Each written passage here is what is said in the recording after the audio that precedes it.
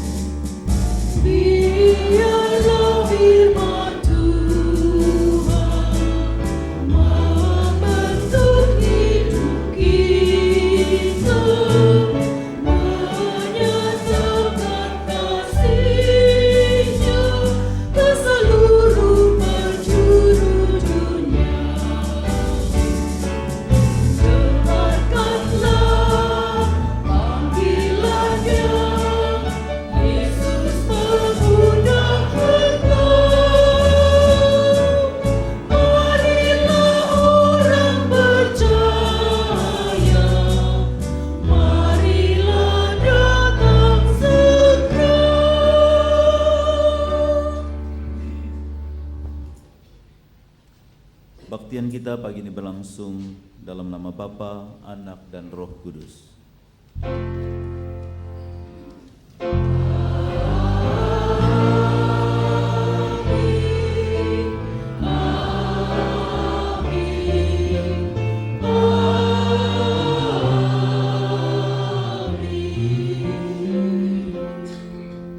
Kasih karunia dan damai sejahtera dari Allah Bapa kita dan dari Tuhan Yesus Kristus menyertai saudara sekalian.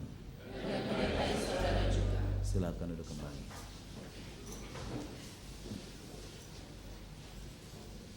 Jemaat sekalian, tema kita hari ini bicara soal hari Tuhan, soal hari di mana Tuhan datang untuk kedua kalinya. Firman Tuhan mengatakan dalam kitab Mazmur pasal 90 ayat 12 mengatakan, ajarlah kami menghitung hari-hari kami sedemikian sehingga kami beroleh hati yang bijaksana. Jadi hidup ini sangat singkat, jadi kita diajarkan bagaimana menghitung hari-hari kita, menggunakan hari-hari kita untuk semakin dekat dengan Tuhan dan bijaksana mengisi kehidupan kita. Kita menyambut dengan pujian di dunia yang penuh cemar, bagaimana kita menyatakan Kristus di dalamnya.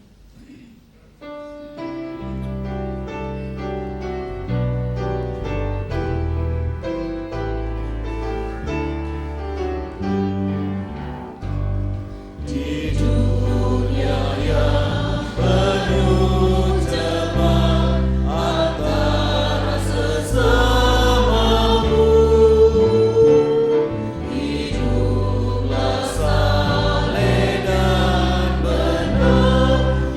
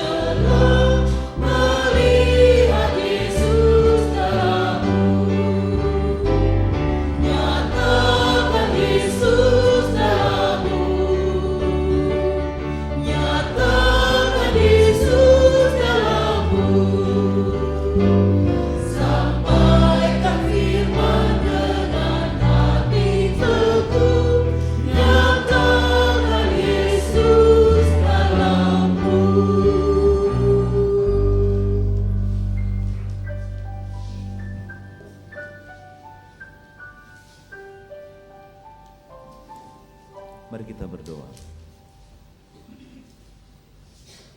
Tuhan, di tengah-tengah dunia yang penuh cemar, yang dikuasai oleh hawa nafsu, dikuasai oleh kepentingan hidup, dikuasai oleh keserakahan antar satu dengan yang lain, kami ingin menyatakan Yesus di dalam kehidupan kami.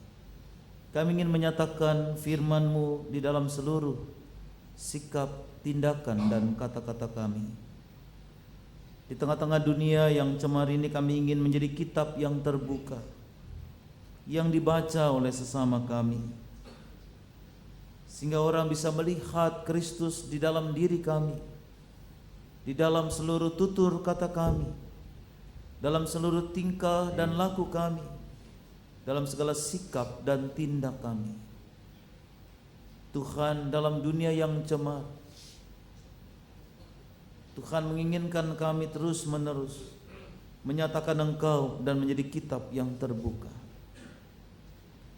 Tetapi Tuhan, seringkali kami gagal menyatakan Engkau dalam hidup kami. Kami seringkali tidak menjadi kitab yang terbuka di tengah-tengah dunia ini. Bahkan seringkali kami mengikuti cara-cara dunia.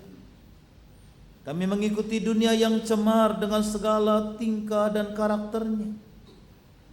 Kami mengikuti prinsip-prinsip dunia yang cemar, sehingga Kristus harus terbenam dalam hidup kami, dan kami menjadi batu sandungan bagi orang lain. Tuhan, ampunilah kami kalau kata-kata kami seringkali menyakitkan hati orang lain. Kata-kata kami adalah kata-kata yang sia-sia, yang tidak berguna, yang kosong, yang tanpa artinya. Seringkali juga sikap dan tindakan kami menyakitkan hati orang lain, menyakitkan sesama kami, menyakiti orang-orang yang mengasihi kami, bahkan membuat orang lari dari Tuhan, membuat orang kecewa melihat kekristenan. Dan akhirnya hidup kami, sikap tingkah laku kami membuat orang tidak lagi datang kepadamu, bahkan menjauh karena citra kami yang buruk. Tuhan, ampuni kami. Kami sungguh seringkali gagal menjadi terang di tengah-tengah dunia yang cemar. Pagi ini kami datang kepadamu memohon ampun. Kuduskan kami, dan biar Engkau boleh menolong kami, agar kami boleh terus berjalan menyatakan Kristus menjadi kitab yang terbuka di tengah-tengah dunia yang cemar ini. Tuhan Allah Bapa Surgawi, terimalah Tuhan doa pengakuan dosa kami. Terimalah Tuhan ibadah kami pada pagi ini sebagai tanda bakti kami, sebagai tanda kami merespon panggilan Tuhan untuk menjawab, untuk menjalani kehidupan dekat dengan Tuhan. Hanya di dalam nama Tuhan Yesus Kristus kami berdoa. Amin. Ya Allahku di cahayamu. Lihatlah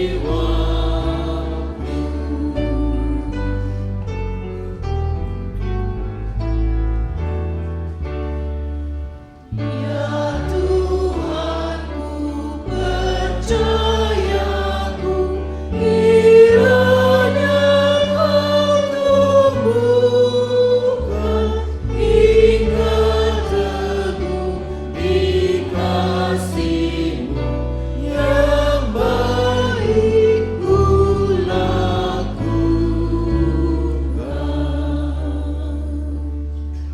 Kita bangkit berdiri.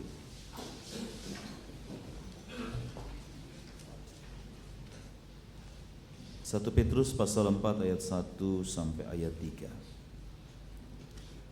Jadi karena Kristus telah menderita penderitaan badani, kamu pun harus juga mempersenjatai dirimu dengan pikiran yang demikian. Karena barang siapa telah menderita penderitaan badani, ia telah berhenti berbuat dosa. Supaya waktu yang sisa jangan kamu pergunakan menurut keinginan manusia, tetapi menurut kehendak Allah. Sebab telah cukup banyak waktu kamu pergunakan untuk melakukan kehendak orang-orang yang tidak mengenal Allah. Kamu telah hidup dalam rupa-rupa hawa nafsu, keinginan, kemabukan, pesta pora, perjamuan, minum, dan penyembahan berhala yang terlarang. Saudara-saudara, Kristus telah menderita dengan penderitaan yang luar biasa, menuntut kita supaya berhenti berbuat dosa. Kita menanggalkan keinginan daging, mulai menggunakan waktu-waktu kita dengan bijaksana, karena waktu-waktu ini singkat. Demikianlah berita anugerah dari Tuhan.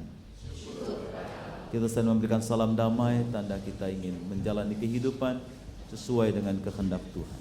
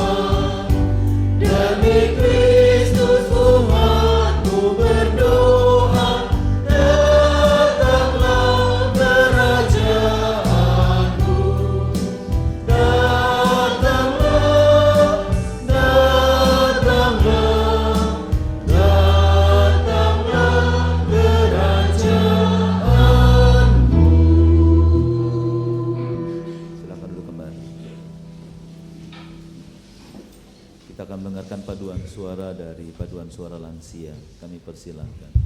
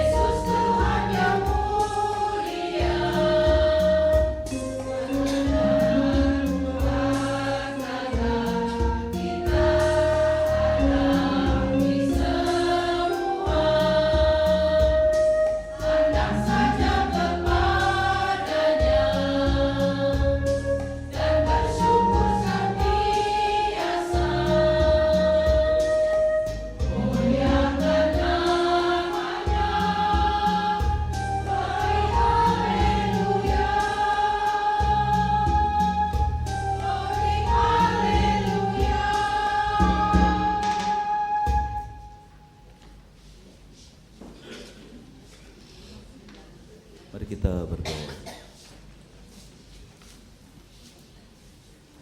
Tuhan Bapa Surgawi, kami bersyukur dan berterima kasih. Kami boleh diingatkan bahwa kami diajak untuk tegar menghadapi segala pergumulan hidup. Kami juga diajak tegar berjuang di tengah-tengah dunia yang penuh dengan kerusuhan, untuk terus setia kepada Tuhan, terus mengandalkan Tuhan dalam seluruh perjuangan hidup kami. Kami akan membaca Alkitab, kami akan membaca firman-Mu, mendengarkan penjelasan akan firman Tuhan. Kau menolong kami sehingga apa yang kami baca, kami dengar, boleh menguatkan iman percaya kami. Kalau itu menggugah kami, beranikan keberanian kepada kami melakukan firman Tuhan. Berfirmanlah Tuhan kepada kami sedia mendengarkan firman-Mu.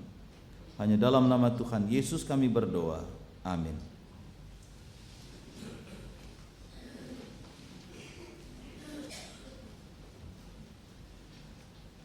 Bacaan terambil dari kitab Maleakhi 4 ayat 1 dan 2.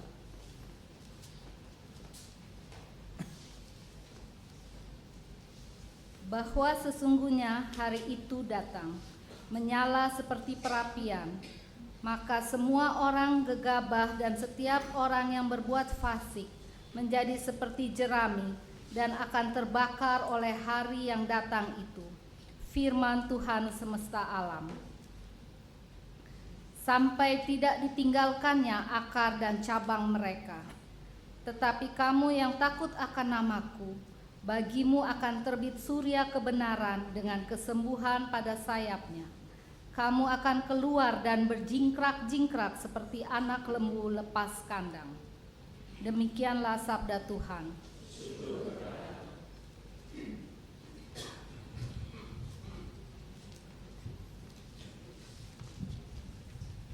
Kita akan mendaraskan Mazmur 98.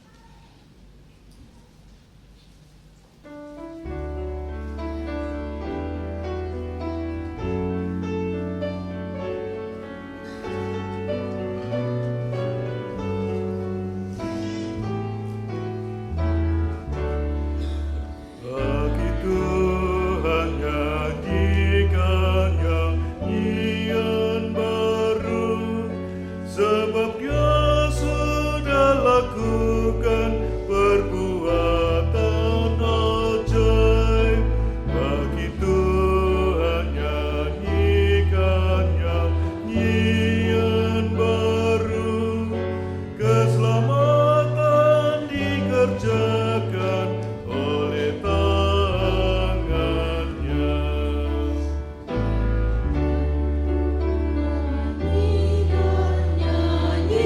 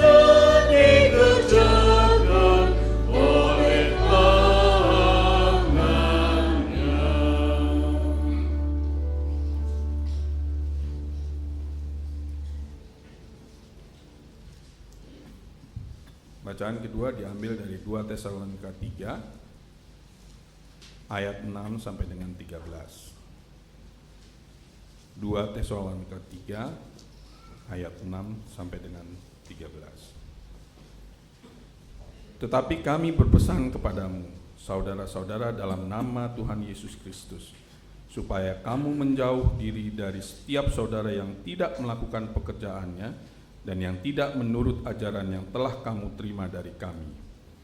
Sebab kamu sendiri tahu bagaimana kamu harus mengikuti teladan kami, karena kami tidak lalai bekerja di antara kamu, dan tidak makan roti orang dengan percuma. Tetapi kami berusaha dan berjerih payah siang malam, supaya jangan menjadi beban bagi siapapun di antara kamu. Bukan karena kami tidak berhak untuk itu, melainkan karena kami mau menjadi diri kami teladan bagi kamu, supaya kamu ikuti. Sebab juga waktu kami berada di antara kamu, kami memberi peringatan ini kepada kamu. Jika seorang tidak mau bekerja, janganlah ia makan. Kami katakan ini karena kami dengar bahwa ada orang yang tidak tertib hidupnya dan tidak bekerja, melainkan sibuk dengan hal-hal yang tidak berguna. Orang-orang yang demikian kami peringati dan nasihati dalam Tuhan Yesus Kristus, supaya mereka tetap tenang melakukan pekerjaannya dan dengan demikian makan makanannya sendiri.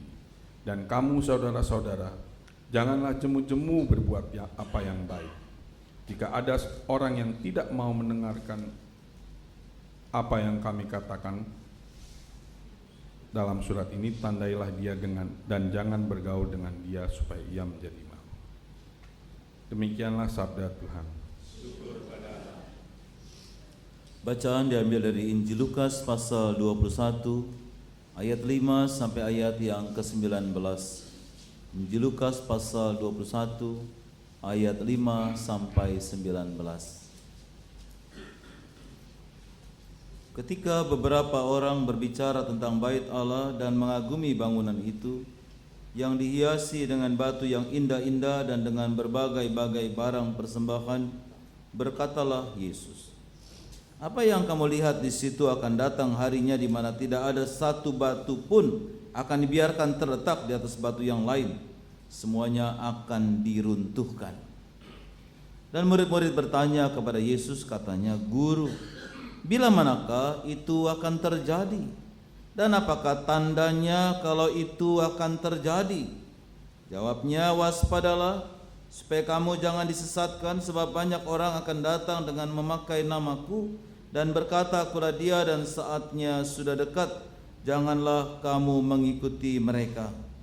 Dan apabila kamu mendengar tentang peperangan dan pemberontakan, janganlah kamu terkejut, sebab semuanya itu harus terjadi dahulu, tetapi itu tidak berarti kesudahannya akan datang segera." Ia berkata kepada mereka, "Bangsa akan bangkit melawan bangsa dan kerajaan melawan kerajaan, dan akan terjadi gempa bumi yang dahsyat, dan di berbagai tempat akan ada penyakit, sampar dan kelaparan, dan akan terjadi juga hal-hal yang mengejutkan dan tanda-tanda yang dahsyat dari langit. Tetapi sebelum semuanya itu, kamu akan ditangkap dan dianiaya, kamu akan diserahkan ke rumah-rumah ibadat dan penjara-penjara, dan kamu akan dihadapkan kepada raja-raja dan penguasa-penguasa oleh karena namaku. Hal itu akan menjadi kesempatan bagimu untuk bersaksi. Sebab itu tetapkanlah di dalam hatimu, supaya kamu jangan memikirkan lebih dahulu pembelaanmu.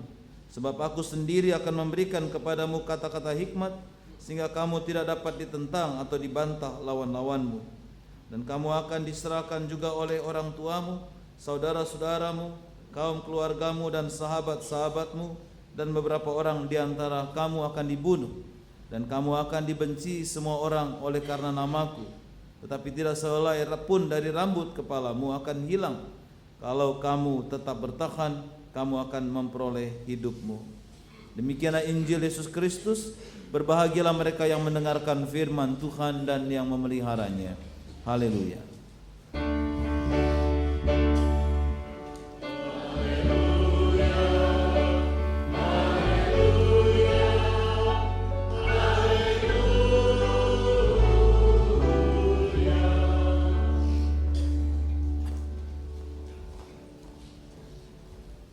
Saudara-saudara, bicara soal hari Tuhan berkat atau celaka, biasanya yang terlintas ketika hari Tuhan adalah pikiran kita segera memikirkan tentang kedatangan Tuhan untuk kedua kali atau kiamat.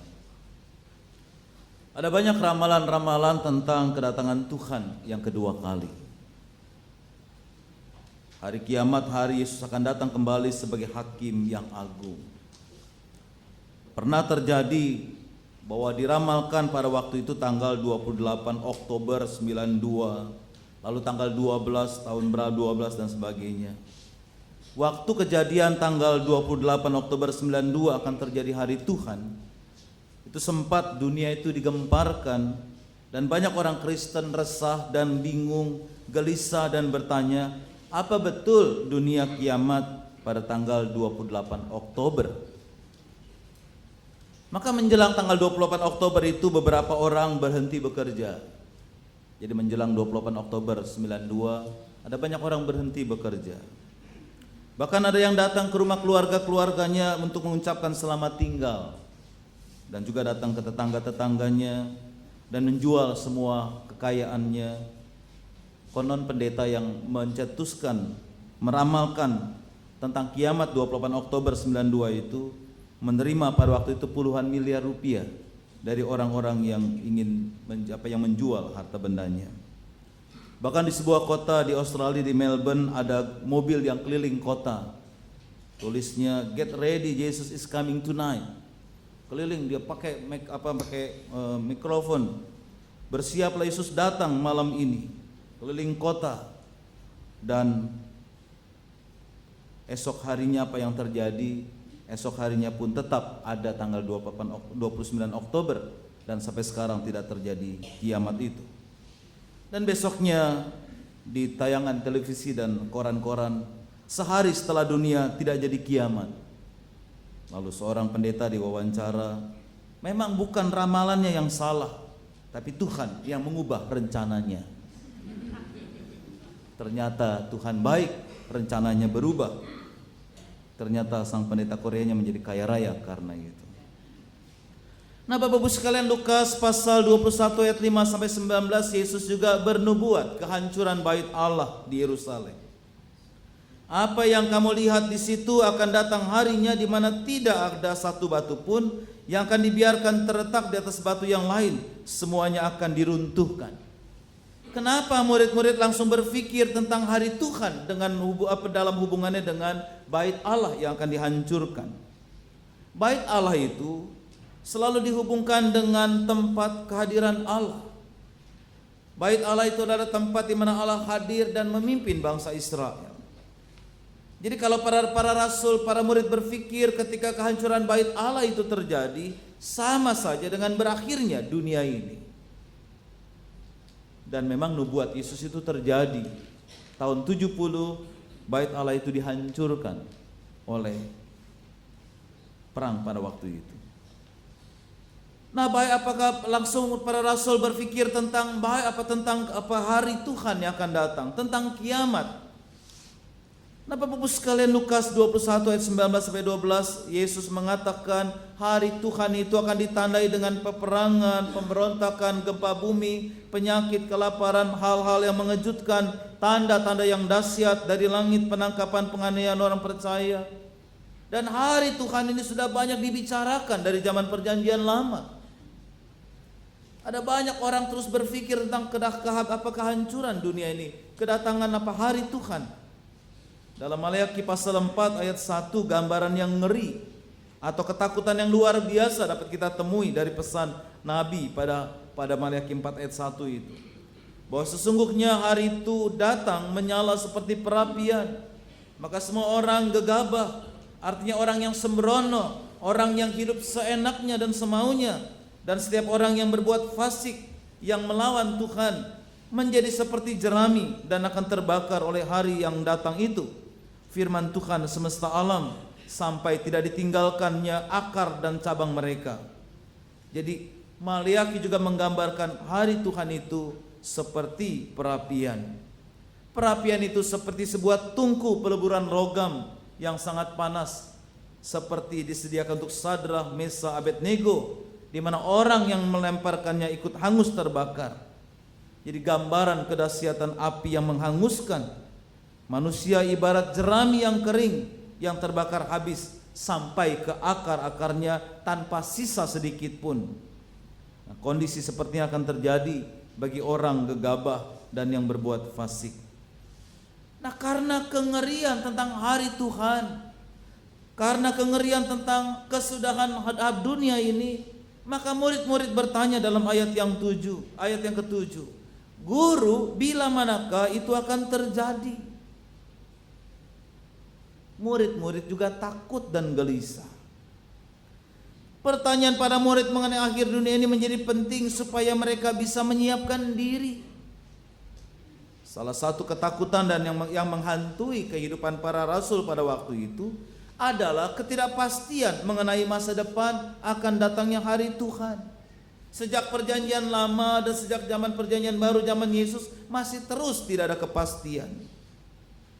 Namun untuk mengurangi ketidakpastian mengenai itu, orang membuat rencana guna mencapai tujuan yang diinginkan. Akhir dunia dan kematian adalah sesuatu yang tidak pasti. Salah satu di antaranya ialah dengan sebanyak mungkin berbuat baik, karena hanya dengan itu kita bisa mendapatkan kehidupan kekal seturut iman Kristen. Nah, Bapak Ibu sekalian, celakanya Kristus Tuhan tidak memberikan waktu yang pasti mengenai akhir dunia ini. Dia cuma mengatakan kepada para rasul dan kepada kita sekalian ada tanda-tanda yang mendahulunya. Tugas kita bukannya membuat spekulasi tentang kapan akhir dunia ini terjadi seperti yang sering diramalkan oleh peramal gadungan, melainkan untuk berjaga-jaga setiap saat. Itu sebabnya Kristus pernah berkata, berjaga-jagalah sebab kamu tidak tahu bila mana tuan rumah itu akan pulang, menjelang malam atau tengah malam atau larut malam atau pagi-pagi buta, supaya kalau ia tiba-tiba datang jangan kamu didapatkannya sedang tidur. Jadi saudara-saudara, hari Tuhan tidak ada yang satu pun yang tahu. Hari Tuhan adalah kuasa Tuhan. Kalau manusia sudah tahu hari Tuhan, Tuhan bukan Tuhan lagi. Dia menjadi Tuhan karena dia mengetahui apa dia sungguh-sungguh penuh misteri, dan kita harus menjalaninya dengan kehidupan yang beriman kepada Dia. Itu sebabnya apa yang harus kita lakukan? Bagaimana kita menyambut hari Tuhan yang tidak pasti itu? Bagaimana kita menyambut hari Tuhan, kedatangan Tuhan yang kedua kali itu? Atau minimal kita mau mengatakan bagaimana kita mempersiapkan hari Tuhan yang menimpa kita, yaitu ketika kematian datang kepada kita. Mau tidak mau, kita harus seperti dikatakan oleh Tuhan Yesus, berjaga-jaga, dan dalam bacaan kita juga supaya kita memiliki sikap hidup yang memberikan kesaksian di dalam dunia ini. Nah, bagaimana caranya? Bapak Ibu sekalian, hal yang penting yang harus kita dasari sebelum kita berjaga-jaga, kita harus meyakini tentang hari Tuhan itu dan apa konsekuensinya. Setiap hari Minggu kita mengucapkan pengakuan iman rasuli, akan datang kembali untuk menghakimi orang yang hidup dan yang mati. Jadi kalau kita mengucapkan itu, kira-kira apa tuh maknanya? Pernah kepikir nggak kira-kira? Jadi kalau tiap minggu kita mengucapkan janji itu, apa yang ada dalam pikiran kita? Jangan-jangan asal lewat saja itu kalimat itu ya, akan datang kembali. Ya, pernah mikir apa artinya? Ya, lewat saja kan? Ya, pasti lewat saja lah. Saya yakin itu 100%. Kalau kita mengucapkan akan datang kembali untuk menghakimi orang yang hidup dan yang mati, aku percaya kepada kebangkitan daging dan hidup yang kekal. Artinya apa? Artinya orang Kristen percaya akan akhir zaman dan kedatangan Tuhan yang kedua kali sebagai puncak, sebagai pemenuhan, sebagai kulminasi dari semua rencana keselamatan Allah. Jadi ketika kita mengatakan akan datang kembali untuk menghakimi orang yang hidup dan yang mati, Berarti kita meyakini, kita percaya akhir zaman kedatangan Tuhan akan terjadi dalam hidup kita dan memenuhi semua rencana keselamatan kita. Sekarang kita sudah diselamatkan dengan pengorbanan Kristus, dengan salib Golgota, dengan iman percaya kepada Dia. Tapi iblis masih menggoda dan menjatuhkan kita. Gara-gara iblis sering menggoda, kadang-kala iblis jadi kambing hitam. Kesalahan kita seringkali kita bilang gara-gara iblis yang menggoda. Padahal ya diri sendiri bukan iblis. Iblis selalu jadi kambing hitam. Memang kita sudah diselamatkan, tapi iblis masih menggoda dan menjatuhkan kita dan ingin selalu menjatuhkan kita. Sekarang Tuhan sudah membebaskan kita, tapi kita masih mengalami banyak penderitaan, mengucurkan air mata. Tapi nanti ketika Yesus datang kembali kita akan melihat langit dan bumi yang baru. Langit yang pertama akan berlalu dan Yerusalem yang baru akan kita nikmati. Artinya Bapak Ibu sekalian, sebagai orang Kristen, kita percaya pada hari kiamat, kedatangan Kristus yang kedua kali. Itu mau mengatakan kepada kita, kalau kita percaya itu, akhirnya kita mau mengatakan kebenaran pasti menang, keadilan akan menang. Oleh karena itu orang yang menderita karena ketidakadilan, karena mau jujur, mau benar, bertahanlah, sebab semua penderitaan dan pengorbanan tidak akan sia-sia. Kalau kita percaya kepada akhir zaman, maka kita yakin apapun yang menimpa kita akan mendapatkan kebahagiaan ketika kita percaya kepada Dia.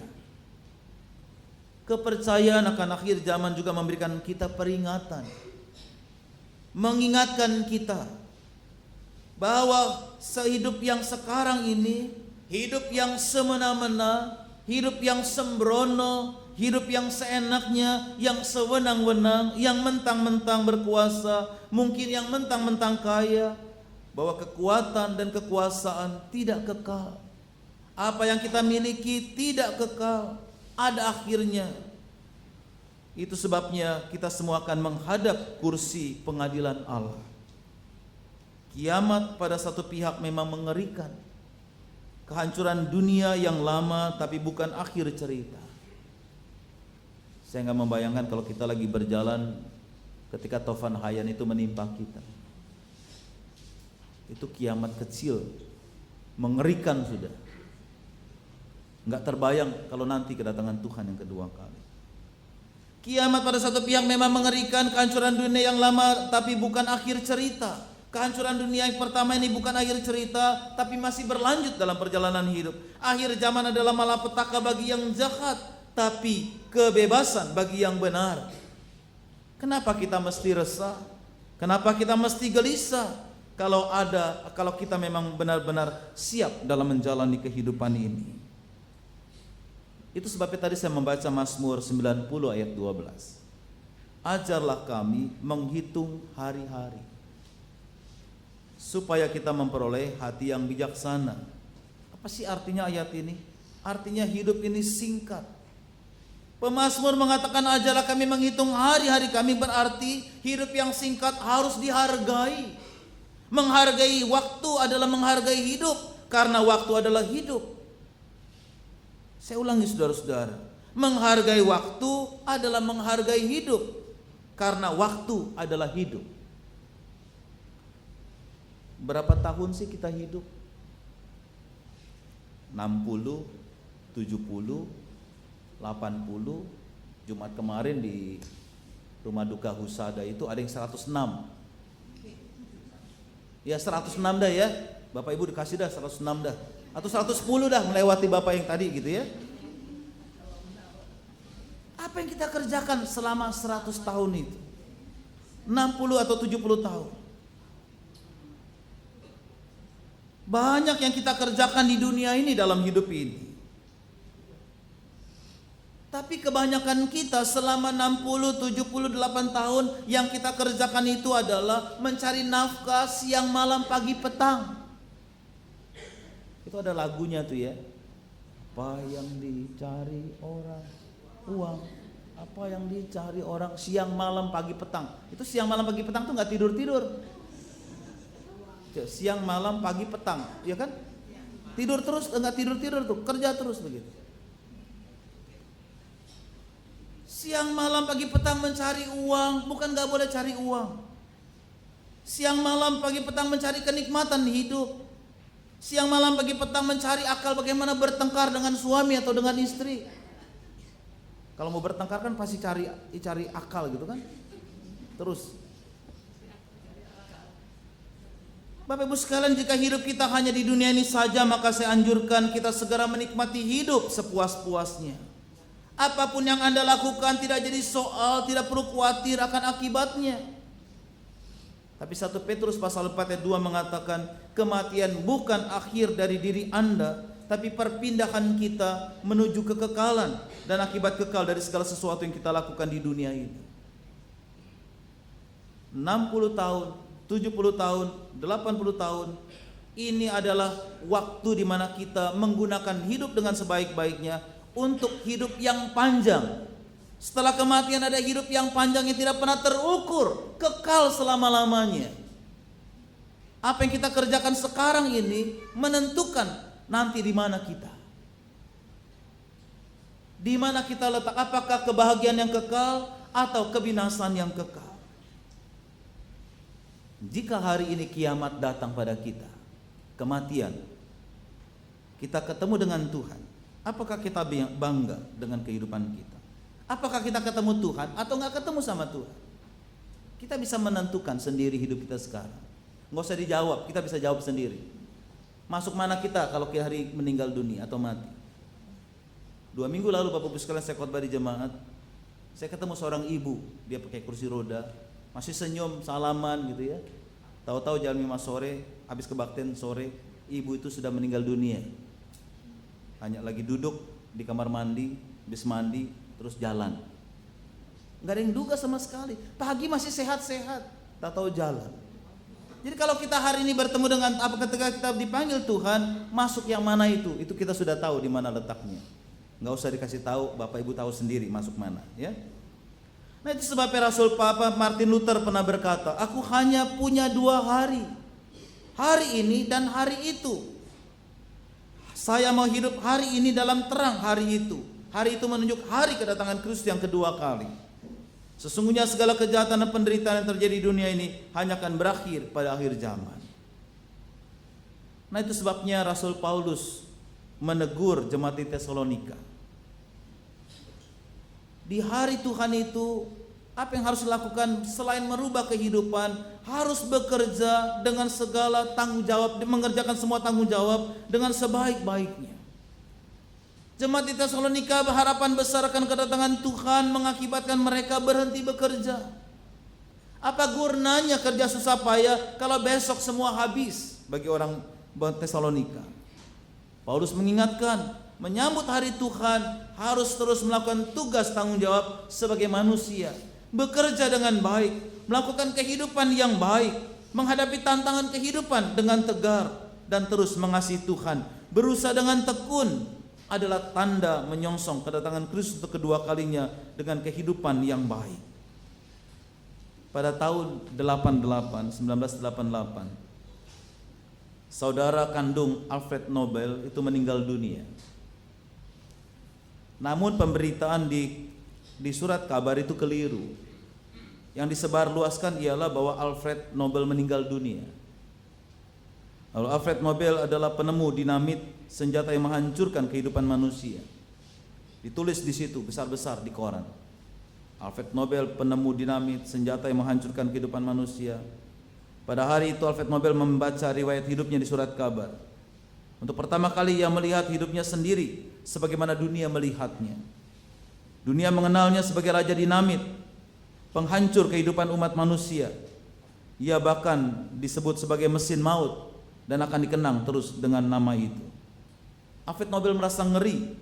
Sejak saat itu ia berusaha mengubah citra dirinya. Ia tidak ingin dikenal sebagai mesin maut, melainkan sebagai seorang yang pernah berbuat baik terhadap kemanusiaan. Dan sebelum meninggal dunia, dia merubah total kehidupannya. Semua penemuannya diubah menjadi kebaikan-kebaikan. Dan dia menulis wasiat untuk mendirikan sebuah yayasan yang bertugas memberikan hadiah Nobel kepada individu-individu yang telah berjasa memajukan perdamaian dan kemanusiaan. Apa yang kita lakukan dalam kehidupan ini? Bagaimana kita mempersiapkan hari kedatangan Tuhan? Mari kita siapkan diri kita dengan sebaik-baiknya. Kita tidak tahu kapan Dia datang untuk kedua kalinya. Tapi ketika kita datang, kita dinyatakan siap dan tidak perlu gelisah dan takut. Selamat menyambut kedatangan Tuhan untuk kedua kali. Amin.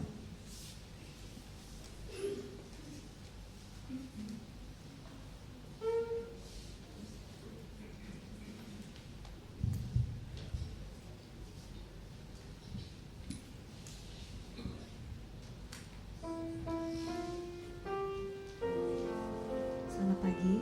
Sebuah pujian berjudul Persembahanku.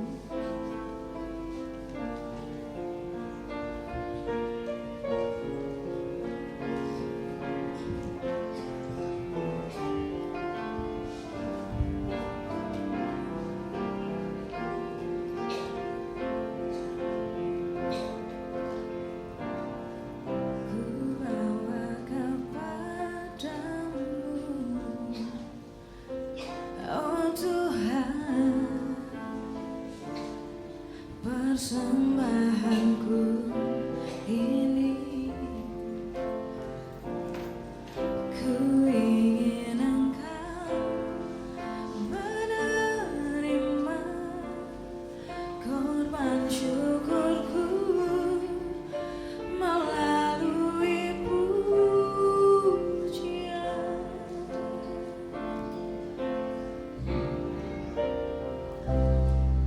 Ku bawa kepadamu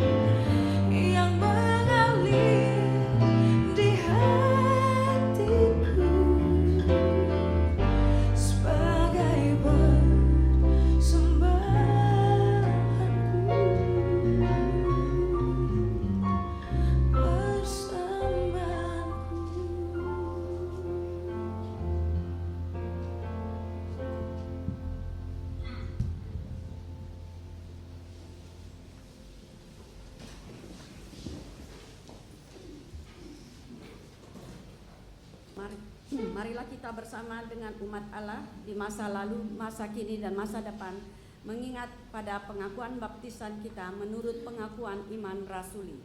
Aku percaya kepada Allah, Bapa yang Maha Kuasa, Khalik langit dan bumi, dan kepada Yesus Kristus, Anaknya yang tunggal Tuhan kita, yang dikandung dari Roh Kudus, lahir dari anak darah Maria, yang menderita secara di bawah pemerintahan Pontius Pilatus, disalibkan mati dan dikuburkan, turun ke dalam kerajaan maut, pada hari yang ketiga bangkit pula dari antara orang, naik ke surga, duduk di sebelah kanan Allah, Bapa yang Maha Kuasa, dan dari sana Ia akan datang untuk menghadiri orang yang hidup dan yang mati. Percaya kepada Roh Kudus, gereja yang kudus dan aman, orang kudus, pengampunan dosa, kebangkitan orang mati, dan hidup yang kekal. Silakan duduk.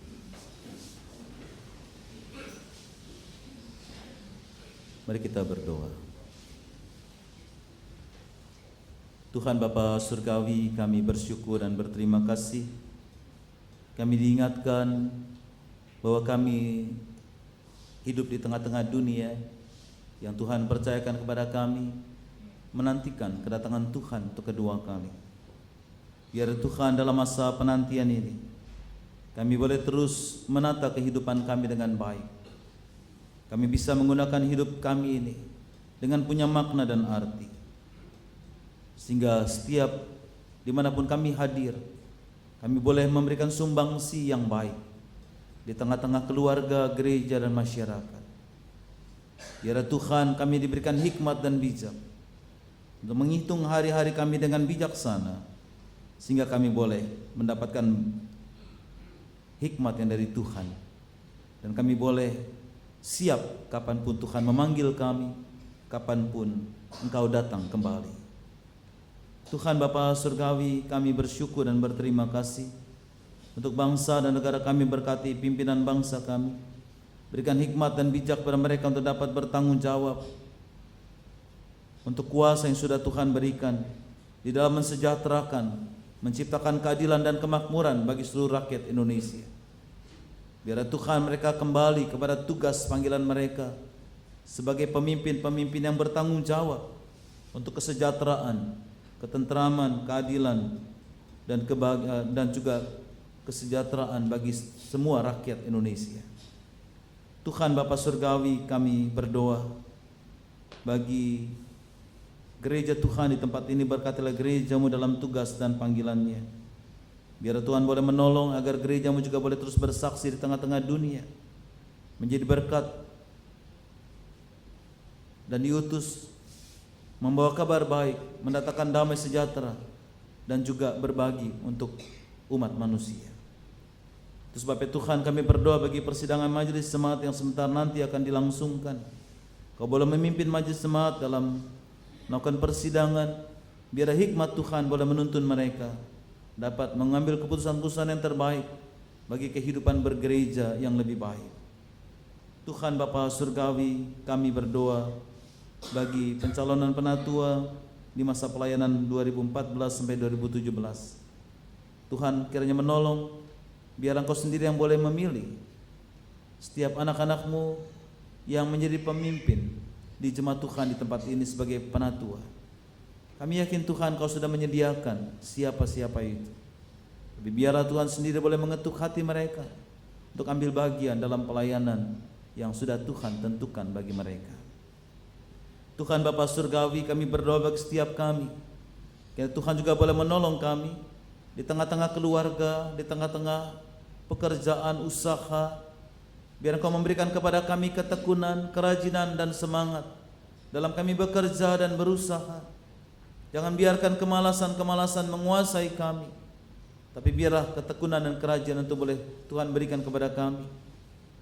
Demikian juga Tuhan Kau membangun keluarga-keluarga kami dengan kedamaian, dengan kasih dan kerukunan, agar keluarga kami juga boleh menjadi contoh dan teladan yang baik di tengah-tengah dunia ini.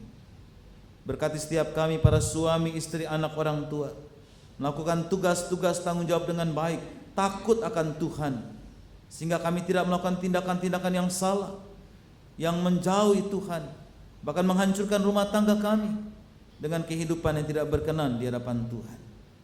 Tuhan Bapa Surgawi, kami ingat saudara-saudara kami di Filipina Selatan.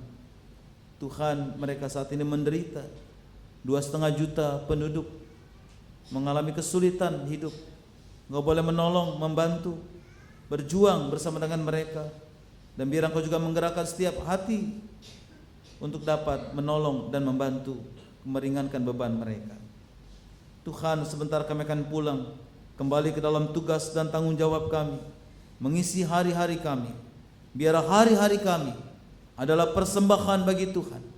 Hari-hari kami yang kami lakukan dengan kata dan perbuatan dan seluruh hidup kami adalah kehidupan yang menyatakan Kristus di dalamnya dan menjadi terang dan menjadi kitab yang terbuka.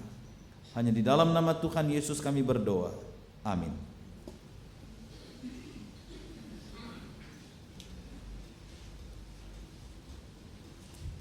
Jemaat terkasih dalam Yesus Kristus, saatnya kita akan memberikan persembahan, dan nats yang mendasari persembahan kita pagi ini terambil dari Maliaki 3 ayat 10. Saya akan bacakan. Bawalah seluruh persembahan perpuluhan itu ke dalam rumah perbendaharaan, supaya ada persediaan makanan di rumahku, dan ujilah aku, firman Tuhan semesta alam. Apakah aku tidak membukakan bagimu tingkap-tingkap langit dan mencurahkan berkat kepadamu sampai berkelimpahan? Demikian natsnya. Dan sambil kantong persembahan diedarkan, kita menyanyi memuji Tuhan dari Kidung Jemaat 450 bait 1 sampai 5. Hidup kita yang benar.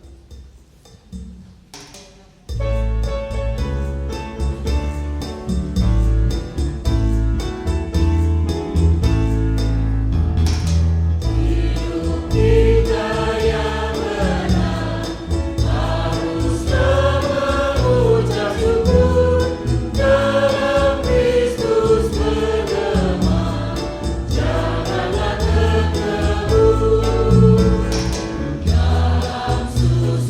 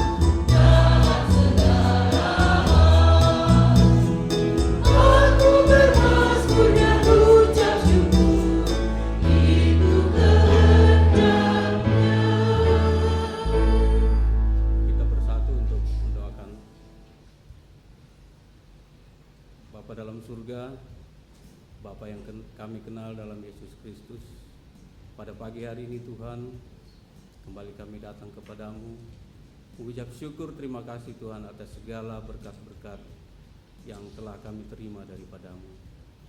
Bapa dalam surga, pada saat ini kami memberikan persembahan, biarlah kiranya Tuhan kuduskan, Tuhan berkati agar persembahan ini dapat dipakai di dalam kehidupan bergereja kami di GKI Kapten Polri ini ya Tuhan. Bapa dalam surga, demikian juga Engkau mengajari kami Tuhan, untuk kami senantiasa mempersembahkan diri kami, waktu kami untuk Engkau. Bapa dalam surga, inilah doa kami, dalam nama Yesus Kristus kami alaskan. Amin. Dengan tetap berdiri, kita menyanyi PKJ 241 bait 1 sampai 3 sebagai lagu pengutusan. Tak ku tahu kan hari esok.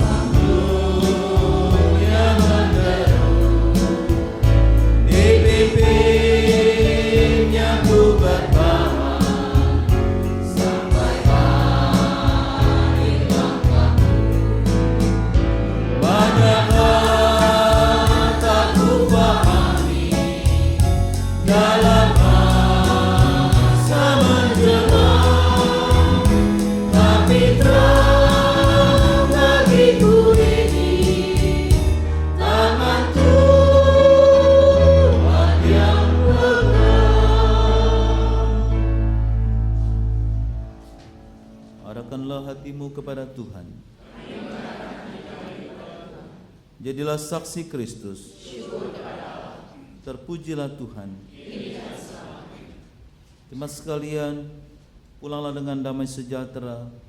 Yakinlah tangan Tuhan memegangmu dalam setiap langkah perjalanan hidup yang penuh dengan tantangan dan pergumulan. Dia terus memegang tanganmu dan menuntunmu sampai akhir langkahmu. Sebabnya bertahanlah dalam seluruh perjalanan hidup dan terimalah berkat Tuhan. Tuhan memberkati engkau dan melindungi engkau. Tuhan menyinari engkau dengan wajah-Nya dan memberi engkau kasih karunia. Tuhan menghadapkan wajah-Nya kepadamu dan memberi engkau damai sejahtera dalam setiap detik perjuangan hidupmu, kekal sampai selama-lamanya. Amin.